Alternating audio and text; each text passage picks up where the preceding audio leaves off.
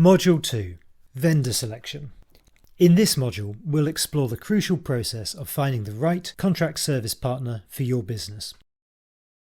As we've seen, contract services is a complex, fast-growing landscape, currently growing by around 10% every year. It's a fast-paced landscape to track. Every day there's news about acquisitions, investments in new facilities and new capabilities, and new partnerships. And finding the right partner is one of the most important decisions you can make. And it's a long-term commitment, often compared to a marriage contract. This quote from Thomas Wilson, VP of Contract Manufacturing at Pfizer Center One, encapsulates the importance of picking the right partner. It's not just about technical capabilities, but it's also about cultural fit and long-term compatibility. The purpose of the partnership is to bring a new therapy into the world, and so is often compared to two parents coming together to raise a baby molecule. Elliot Berger, strategic advisor at Orientation Marketing, said that finding a contract manufacturer to entrust my baby molecule to is like picking a kindergarten. It comes down to trust. People can spend their entire lives working on one or two molecules, so if they don't trust a potential partner, they won't leave it with them. So let's look at how to make the best considered choice for your organisation. At a top level, there are a number of important questions to consider. One of the most important, technical expertise. Do they already have experience in your modality? 2. Quality. Do they have compliant facilities? Audited for your region, whether that's FDA, EMA, or other necessary approvals. 3rd is price. What is the total cost of working together, and is this affordable? 4 is geography.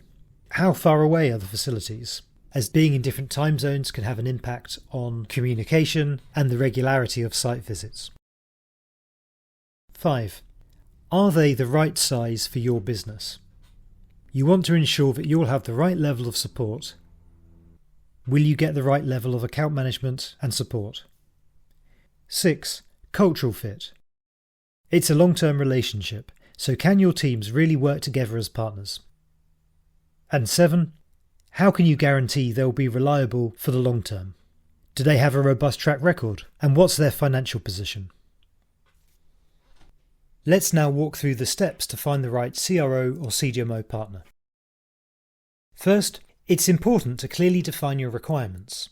This includes outlining the project scope, timelines, budget, identifying any specific technical capabilities that you need, as well as your preferences around geographical area and perhaps country where the partner should ideally be situated.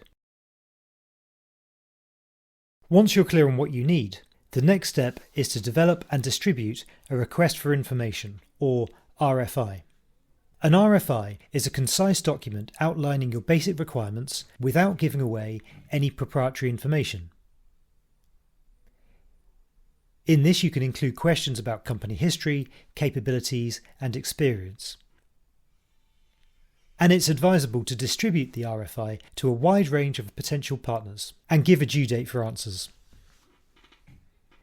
The RFI should be distributed to a broad cross-section of potential partners and serves the purpose of educating you about the marketplace. Once you've received and analysed your responses to the RFI, you'll be able to create a shortlist. We recommend creating a shortlist of 5 to 10 potential partners and then evaluating responses against your defined criteria. Next is the request for proposal stage. This is when you go back to your shortlist and have them sign a non-disclosure agreement, or NDA, before you distribute any proprietary information. Once you have a signed NDA, distribute your RFP. This should be a detailed document outlining your project specifications.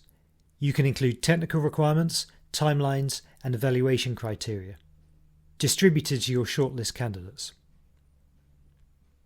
The purpose of the RFP is to allow you to compare the technical abilities, experience, and proposed approaches of multiple vendors, allowing you to evaluate pricing and contract terms.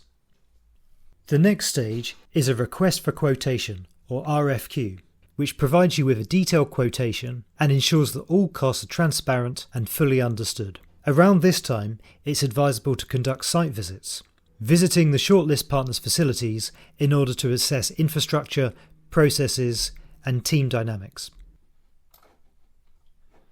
For more information about what will go into an RFQ, download this Request for Quote template that we've prepared with Philip Coetzee, Director of CMO Management for Daiichi Sankyo. It's a useful and comprehensive resource for evaluating CDMOs.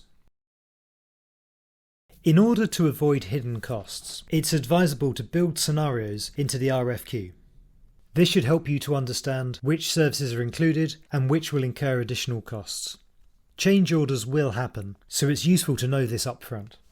The importance of cultural fit between a sponsor and service provider cannot be overstated.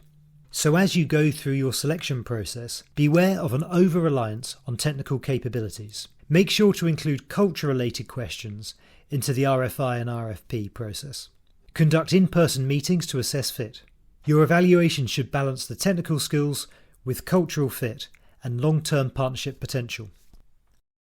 Something that is often overlooked is why a service provider would want to work with you. Eduardo de Fonseca, Head of Supply Chain at Bioeq, explains that their success hinges on its relationships with external suppliers and contract manufacturers. They're looking for manufacturing partners with a common strategic interest, which could be how a new product aligns with the company's own strategic goals, whether that's to break into a new therapeutic area, geography, or a type of customer. Try to understand what the company's goals really are. Become a partner of choice for the service provider. Make it easy for them to work with you. Wherever you can, provide flexibility. For example, accommodating manufacturing slot changes. And get the basics right by paying on time. The easier you make it, the more they will be motivated to work with you. Make sure to conduct site visits by going to the facility and checking it out for yourself. Fiorelli Alonso, founder of Consultfi Biologics and formerly External Manufacturing Director at Pfizer, explains that management will always try to paint a nice picture of their facility, so it's important to see for yourself, talk to the operators, and get a genuine sense of the culture. To bring all this together, create a balanced scorecard to help you compare providers against each other. In this example shared by David Caron, he's broken the scorecard into 5 areas: cost of ownership, quality assurance, competencies, the supplier's perception of you as a sponsor, and risks. And in this example, he's applied a weighting to those different areas. This approach provides a structured framework for your decision making and is useful in communicating your decision to others across the business. Key takeaways from this module. Partner selection is a critical process that can significantly impact a project's success. A systematic approach involving request for information, request for proposal, and request for quotation is recommended. Make sure to consider both the technical capabilities and cultural fit when evaluating partners, ensuring that the partnership is equally valued by both parties. Conduct thorough due diligence, including site visits. Full quality audits would typically be conducted after the contract is signed. And throughout the process, use a balanced scorecard to objectively assess vendors and to communicate that back to stakeholders. Next, watch this presentation by David Caron, Senior Vice President of CMC for Immunome, as he explains the process he goes through for CDMO selection